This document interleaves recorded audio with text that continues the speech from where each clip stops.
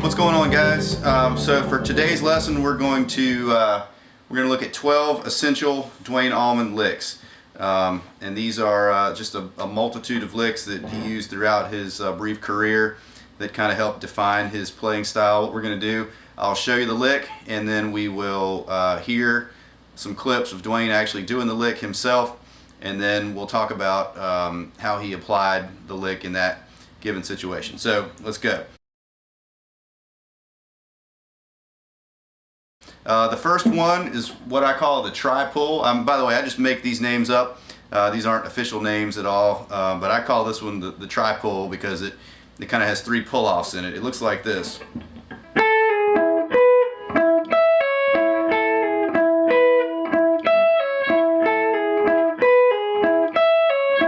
So when he plays it up to speed, it sounds like this.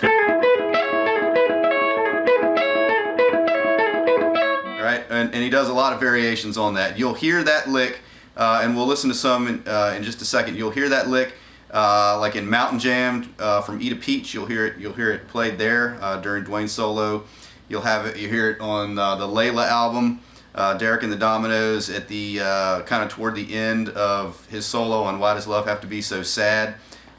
You'll hear it there in like a major context.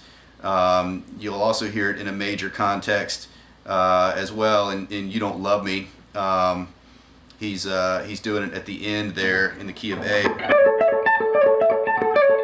right at the end, final crescendo. And then in a minor context, he actually will use the same lick, and we'll talk about that in a minute as well. You can hear examples of that in Elizabeth Reed and Hot Atlanta. So let's listen to those some of those examples right now, and then we'll talk about it.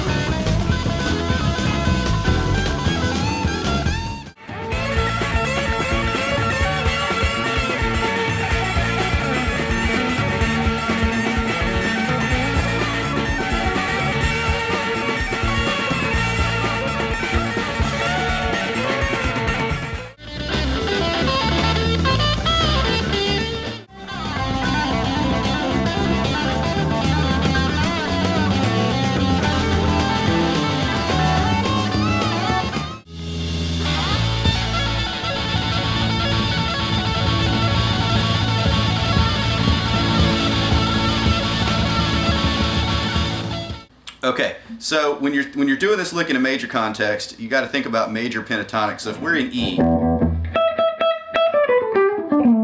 right, E blues. Of course, if you're familiar with how the pentatonic scale works, right? All right, if you come down 3 half steps, basically a minor third, and play that same scale.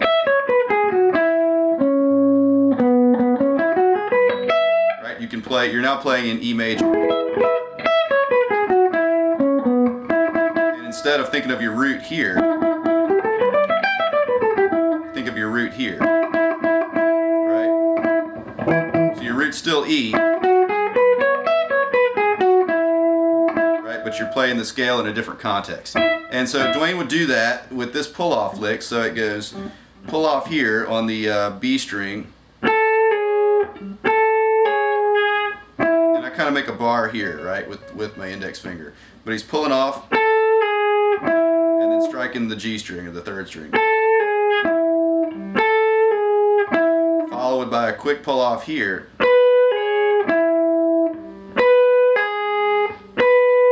that's a minor third away, 3 frets away, and then he's doing the same thing on the E string.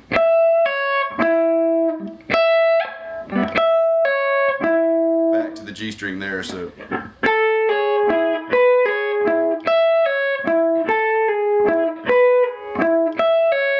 right, and he did variations of it like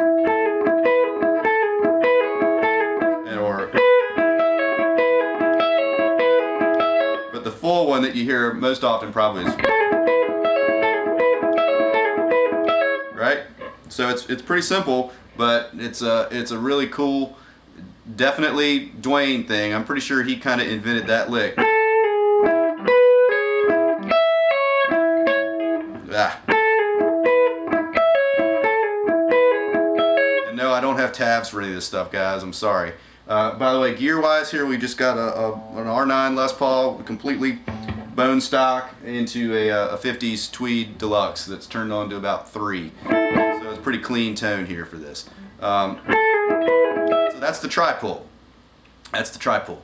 The next lick we'll get into is, I don't really have a name for it. I call it just kind of a double stop bend. This lick also, I think, was pretty much invented by Duane. I never really heard anybody do it before him. Of course, it was stolen by every Southern rock band, starting with Skinner from there on out. You'll hear it in Liz Reed. You'll hear it in Whipping Post. Pretty much any of the minor key pentatonic jams that Duane did, especially Hot Atlanta, Whipping Post, Liz Reed, he used this one a lot. So what you do is you start with, actually let's take a minute and listen to those licks in context. Here we'll play a couple examples from Fillmore East and you can hear where I'm coming from.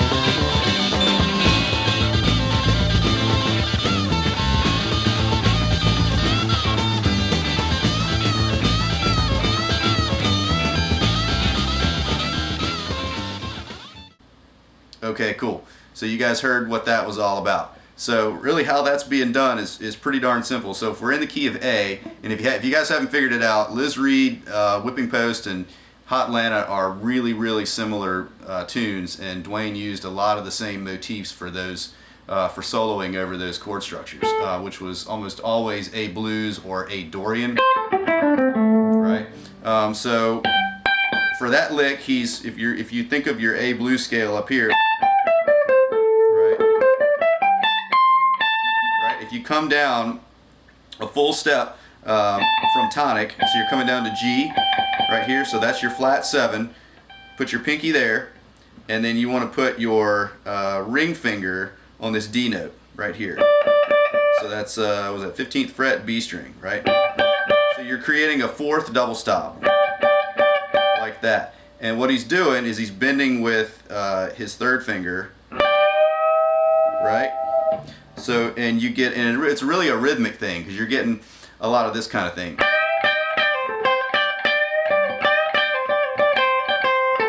Right? So he's resolving, here's your A right here. Right? It's really just a different way to play the blues scale. Right? But he's bending right here. And it's a pull off.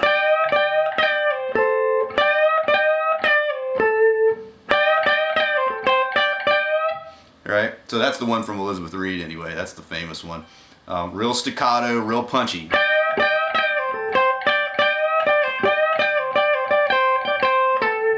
Right? So just messing around with those. I mean, he's always kind of changing up the rhythm on those quite a bit.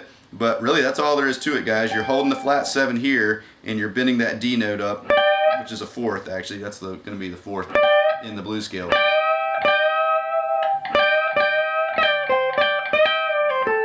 Right?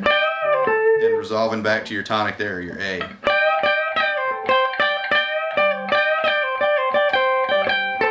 Slowing that down.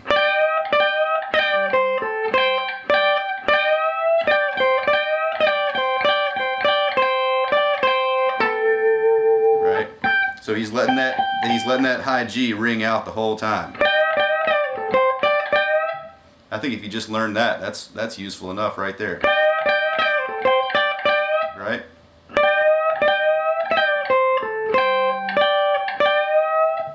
Cool. All right.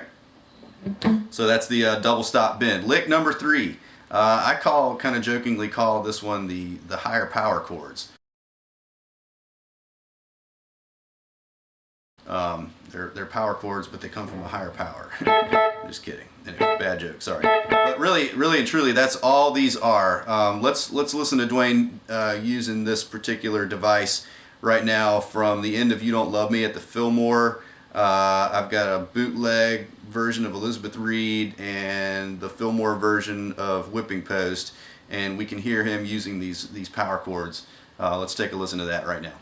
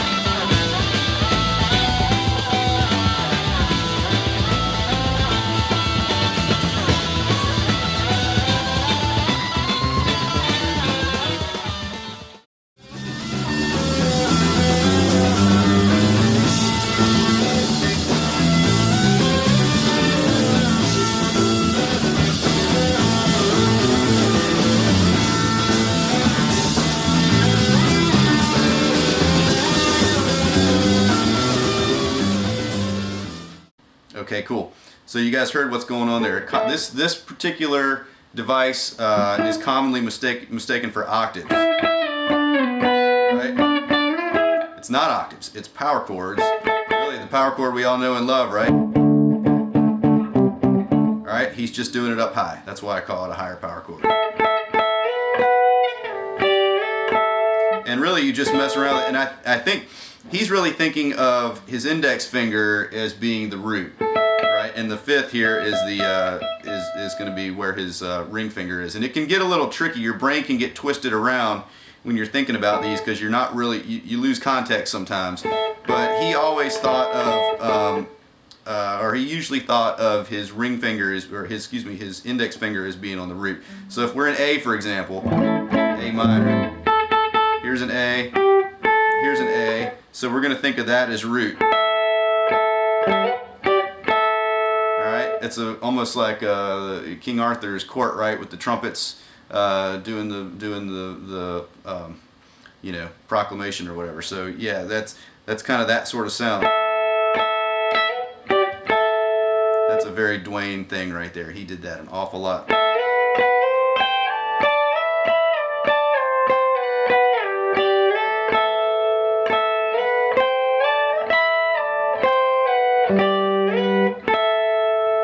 Just following A Dorian exactly.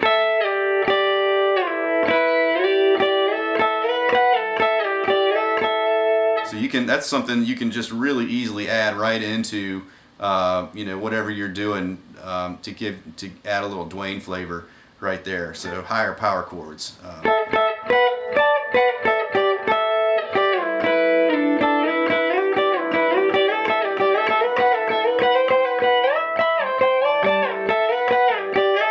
It's like instant Duane, right? So that's the higher power chords.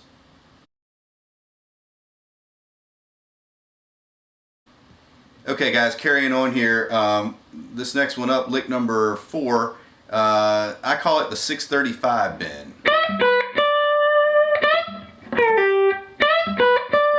And this is a lick that Duane almost certainly stole from Jesse Ed Davis from the second Taj Mahal album called Natural Blues.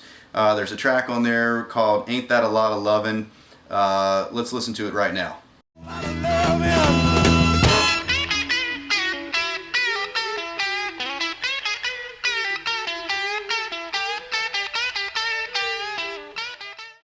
Okay, so I don't, you know, that's pretty blatant. Duane used this lick an awful lot. He used it in Stormy Monday. In the key of G. So what's going on there? Actually, let's take a second. Let's listen to Duane play this lick. We'll listen to Stormy Monday. We'll listen to Will the Circle Be Unbroken.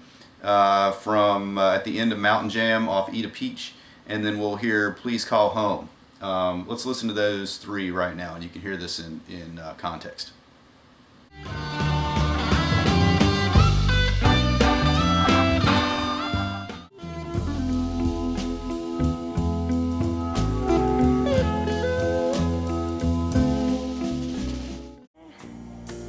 I won't say no more.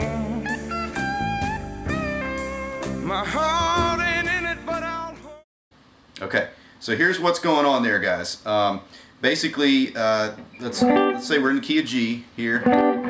So find you got your root G right here. Okay, so that's going to be what is that? 7th, 8th fret, I believe, on B string is a G right here. So think of that as home base, all right? So we're going to start on the 5th. Remember those power chords we talked about a minute ago? So here's a 5th. So this is the 5th in the key of G, all right, which is D. And we're going to bend that up to a 6th, which is E. So we're going to bend up to this E, and then release, and we're going to come down to the 3, which is B in the key of G. So we're going to go and land back on the 5. That's why I call it the 635, because you're going. Right? That's what's going on there. So you're bending up to the 6, and then choke it, choke, release, and then catch your 3 down here, and then back to the 5. And sometimes he would bend it up like that. And then you can kind of end it back to your, he's doing a little 2 bend. Right? And I think all this evolves out of the B.B. King lexicon, incidentally, you know, because that's where Duane was coming from, that's where Jesse Ed was coming from for sure. So a little major, you're in the, you got a 2 right here, which is A. You're going to bend that up and land back on tonic, which is G.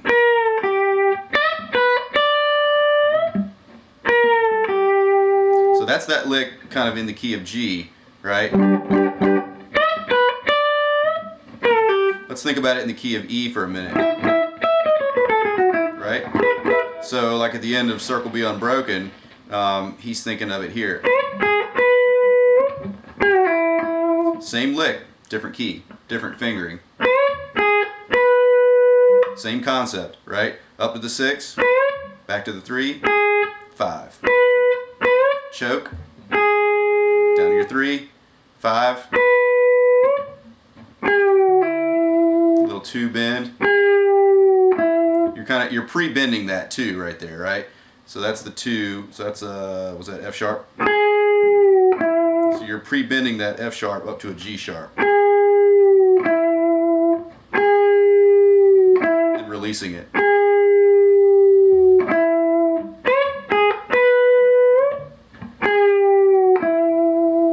So that's what's going on there at Circle Be Unbroken. So that's the 635 bend, guys. Okay, lick number 5. This one's a little funky. This one, I call this the Bonanza lick. Here's my theory on it. I suspect that Duane probably at some point learned the Bonanza theme. What is it?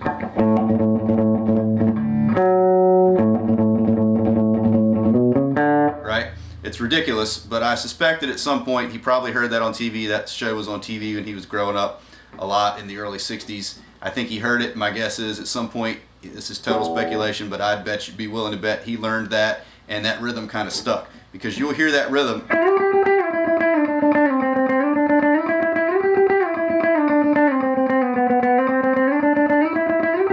Right? That's a huge piece of Duane's phrasing. I mean, he does an awful lot of that.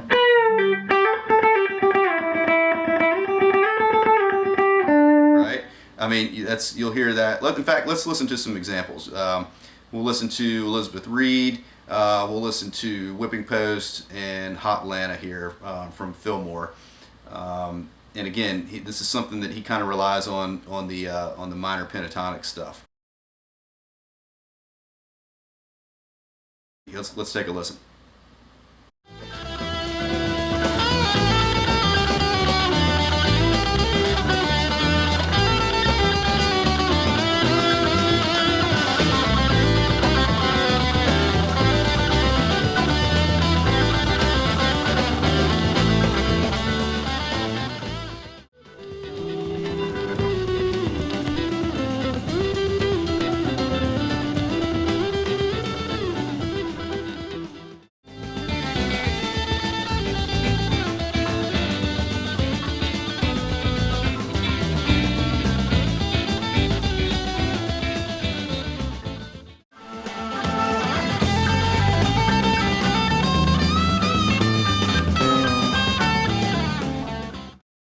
Okay, so you heard some good examples of the Bonanza lick, right? It's just a dotted rhythm, right? If any of you guys come from like school band or you know, reading sheet music, it's a dotted eighth kind of thing, right?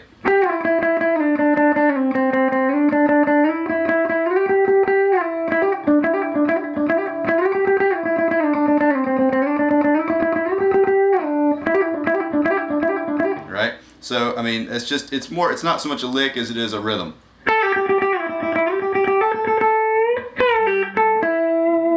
Right? So anyway, the Bonanza lick, the Bonanza rhythm.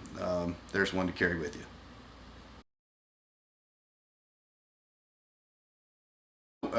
This lesson is not particularly on slide stuff, but I do want to talk about one slide thing, because he did this a lot in standard tuning on songs where he was otherwise playing you know, fretted, but he would, well, that's not completely true, but you would hear this on Dreams, and you would hear this on Mountain Jam, and that of course is the bird calls thing that he would do. That's all. You also hear it on Layla. Let's listen to some examples of that. Actually, let's listen to Dreams and Mountain Jam and Layla, and you guys can hear the bird calls.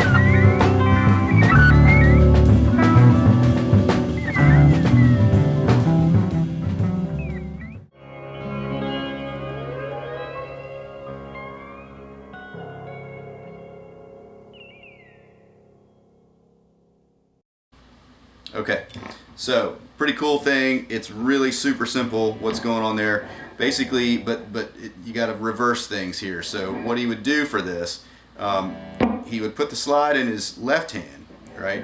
And he would use his right hand as a damper to damp these strings out so they wouldn't ring. And then all you're doing is simply coming up here and going.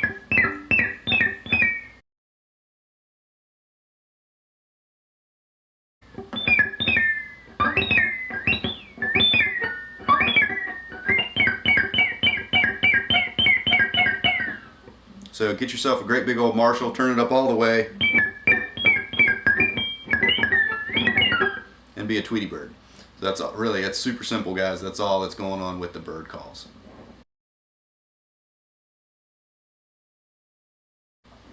Okay, lick number 7. And really, again, not so much a lick as it is a technique. And Duane would do what I call overbends a lot. And let's listen to some examples right here. We've got queued up, we've got Blue Sky, we've got Stormy Monday, Elizabeth Reed, and Dreams. We've got examples from all 4 of those. Let's check those out, and I'll show you what I'm talking about.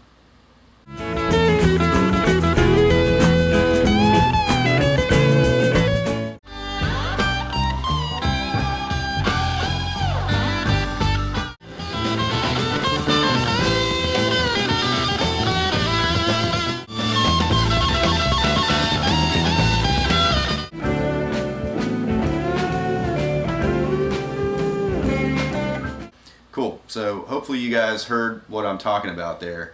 It's very deceiving. A lot of times what he would do. So when you think your ear almost hears a full step bend, right? So in this example we're in E. All right, we're in the key of E. We're going to bend this F sharp up to a G sharp. So we're going to bend it to here.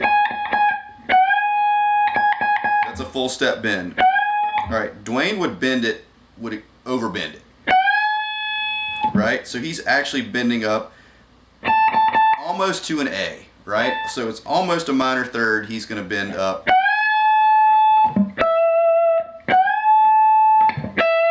He did that all the time, guys. He would always bend, not always, but often. He would often bend sharp for effect. And a lot of times I've seen people who are trying to imitate Duane poorly. They don't do that. They only bend, like for example, their ear, just like a lot of people, hears a full step right there. Right? That's not what's going on. Right? Right? So that's one common thing, like on the Stormy Monday thing too. If you're doing a unison bend like this, right? You know, you bend it till it's perfectly in tune, so there's no beats in there, right? Like this. There's a perfect unison. Well, what would Duane do? He would go. Oh, sorry, some extra notes ringing in there. He would often go. He would bend it sharp. And you can hear that. Let's hear that Stormy Monday lick again I was talking about. That Stormy Monday bend. Let's hear that again.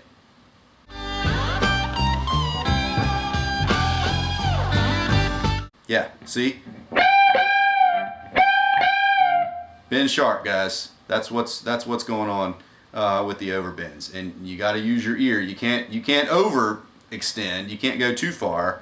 Right? You can't go crazy. You can't bend up to an A sharp, going back to that E example. But you got to go more than just a step. Push it. That's one of Duane's secrets right there, guys. Overbends. All right. Let's see. Moving on. Lick number 8. This is what I call the sliding double bend. For lack of a better word. I think that's pretty descriptive. That's kind of what's going on. Let's hear some examples on Dreams, Hotlanta, and Elizabeth Reed from the Fillmore. All right, let's check these out.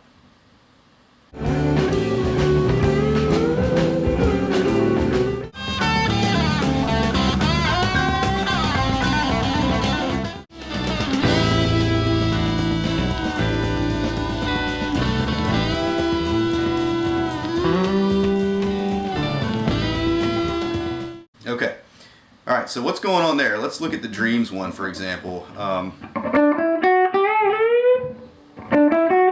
So Dreams is in D, right? D major. So he's thinking of that D pentatonic shape we talked about earlier. All right, so you're going to go.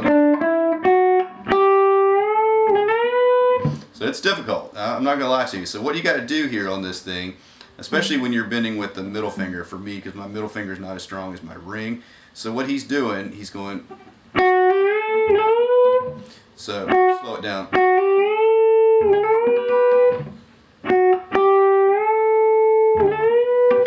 Not even, I don't even think he's fretting it. Yeah, he's not. Or I'm not even picking it, rather. Watch. So he's going. And then you release a little bit and then slide up. And in the same breath, you're going to release, slide up, and in the same phrase, bend again. All right, the Liz Reed example, there's the real famous one. Let's hear that Liz one again here, and I'll show you what I'm talking about.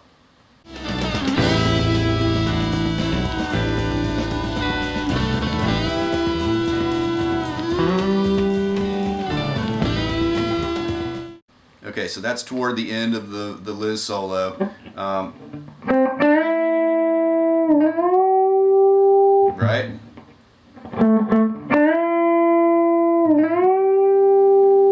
That's a real good example of it right there. And he did that to great effect fairly often. He didn't abuse it. Guys, Duane had a huge arsenal of motifs and licks. He never really, I mean, he relied on a lot of the same tricks, but he didn't really repeat himself within a solo because he just had such a huge bag of tricks. But this is a cool one. I use this one a lot. It's really fun.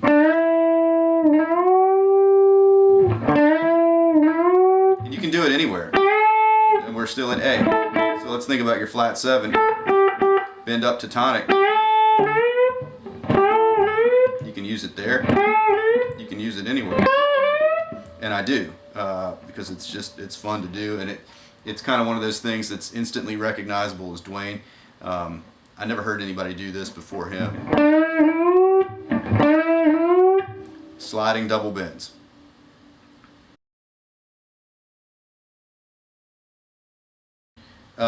Moving on here, lick number 11, or excuse me, no, lick number 9. This is lick number 9. So the minor 11 arpeggios. Think of a minor 11 chord. So let's talk about Elizabeth Reed here for a minute. The first chord that Dickie Betts plays. It's a minor 11 chord. And Duane would often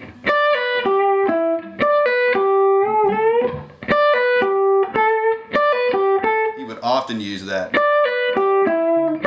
In fact, both of them would. Dickie would do that too. Very common arpeggiated lick. Let's listen to it in Elizabeth Reed from Fillmore East about just after the 8-minute mark. Here, let's hear that.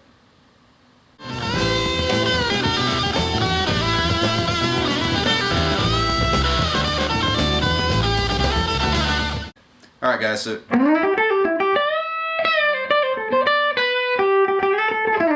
Right.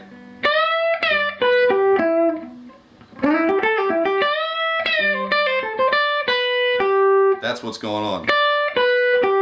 Right? So let's think about what's happening there. I'm not a big theory guy, but let's talk a little bit of theory for a minute.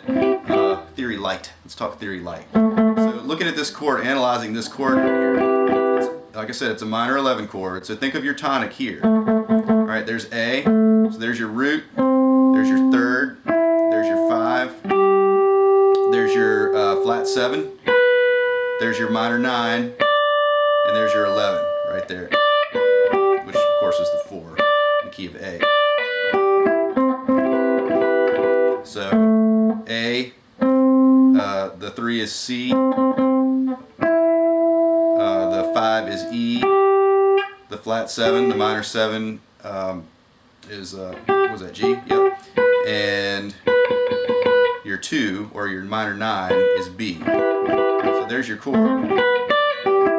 Right? And if you come up to D, here's your 4th, or which in jazz terminology would be the 11.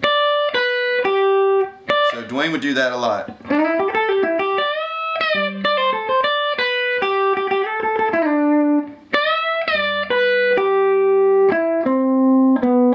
And Dickie would do that too. Just arpeggiating that chord. And that happens a lot, again, in the A minor tunes. Hot Lana, Whip and Post, Elizabeth Reed. Which, incidentally, that's the 6-3-5 lick, isn't it? Alright, so minor 11 arpeggios.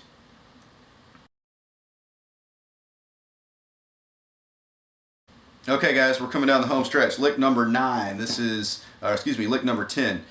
This is, I call it 4th stabs. Let's just listen to it. I'll show you. Here's a couple of cool examples.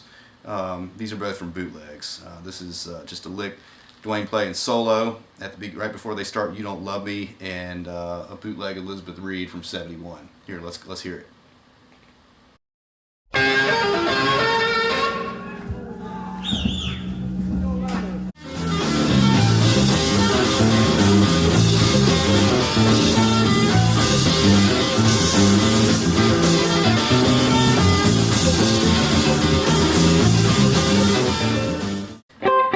I heard heard that lick out front there before they'd started the song, I thought, man, that's just so cool. So simple, guys. So thinking in terms of A blues, A pentatonic, he's basically barring the minor third and the flat 7 right here on the what was that? Sorry, I'm not very good with the fret numbers. Is that 8th fret? All right, so it's the B and the E string on the 8th fret, barring those two.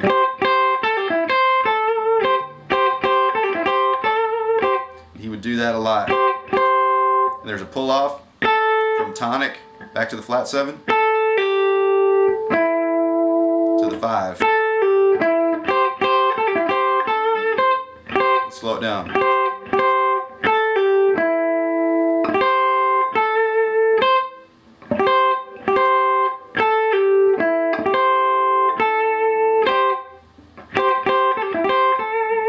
Very useful. Duane did that one a lot. 4th stabs. And I call it 4th stabs because that interval right there, of course, is a 4th. Right? So just 4ths. That's all there is to it.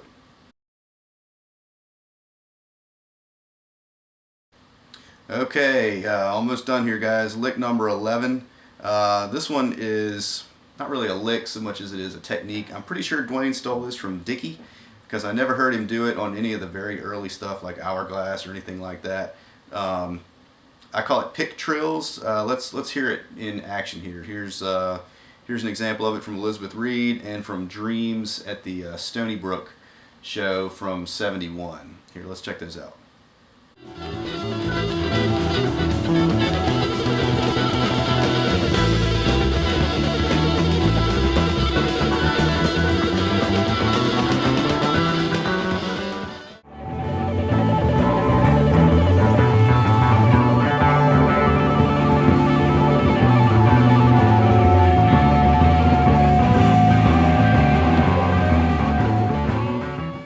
Again, a pretty darn simple technique, but really turns some heads. So in the Elizabeth Reed example, what's going on? We're in the key of A. So we're finding our 5th right here, which is E. So we're finding the 5th of A minor, which is E, right here on the G string. What is that, 9th fret? And what he's doing is he's actually physically using the edge of the pick, and he's doing this trill right here. What he's doing is he's hitting the A note right here, which would be tonic, of course, right? So he's hitting that A right behind the fret and just going.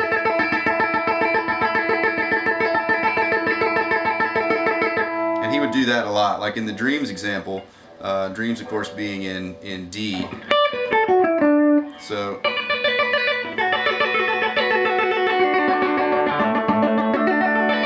So that he's kind of he's thinking D pentatonic again, major, right? And so you're coming back from tonic, a minor third, and then holding that position. Basically, what he's doing. Think of like outlining a D bar chord shape like this. And Dickie does this too, actually. I think on Mountain Jam from E to Peach. So think of your bar chord like this, and basically we're going to outline the chord, right? Just like this. You'll see what I mean. So it kind of looks like this. You're going to bar back here, right?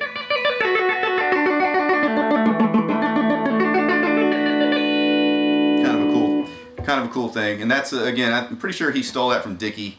That was definitely more of a Dickie thing. And a matter of fact, I think you can even hear Dickie doing that on some Second Coming stuff from '68. Anyway, so that's pick trills, guys.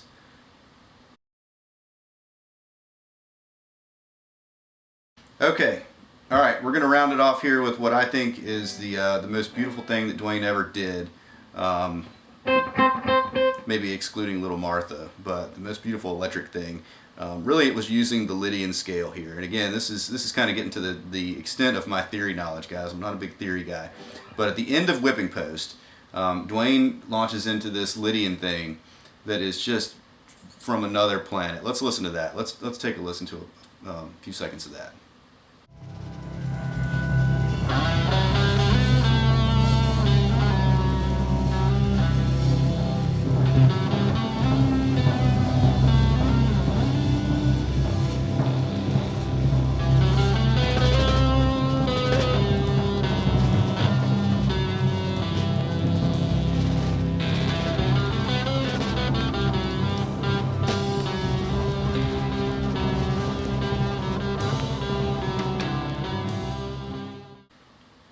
Okay, so you see what I mean? I mean that's just that's an amazing thing.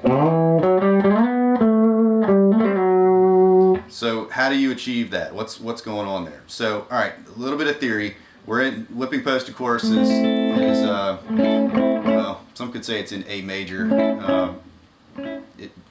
But for all intents and purposes, let's say whipping post is in A minor. So, and for the most part, they're playing A Dorian.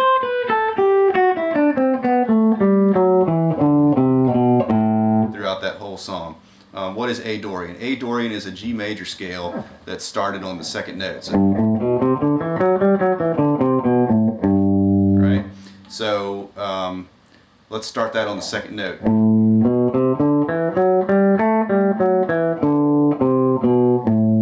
Right, if you start G major on the second note, that becomes A Dorian. That's a mode. All right, so that's what they're using for most of the soloing in whipping post. And what happens at the end is they go to the organ and Barry Oakley go to a C major.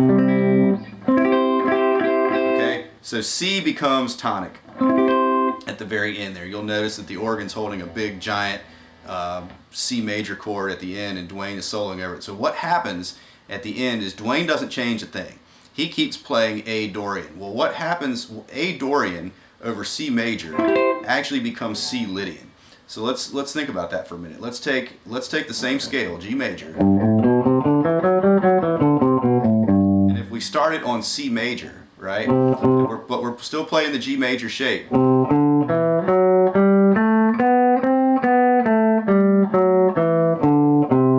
right, you wind up with a sharp 4, and there's the magic note right there, guys.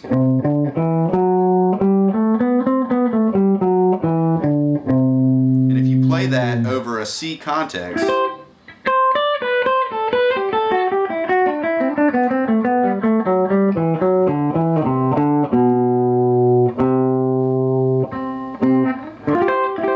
wind up with that beautiful Lydian sound.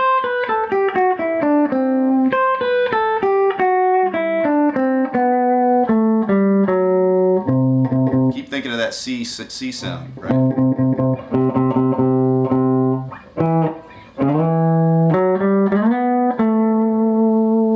A Dorian, which is also the same exact scale as C Lydian. So maybe I'll do a whole separate lesson on modes a little bit later to get you guys thinking about that some more. But anyway, there's 12 Duane Allman licks to send you guys down the road with. I hope this was helpful. I hope it was useful. If it was, please like the video, subscribe, leave some comments below. Questions are always welcome. Smart-ass comments are expected. Appreciate you guys stopping by. I hope you got something out of this. Take care, guys. Have a great day.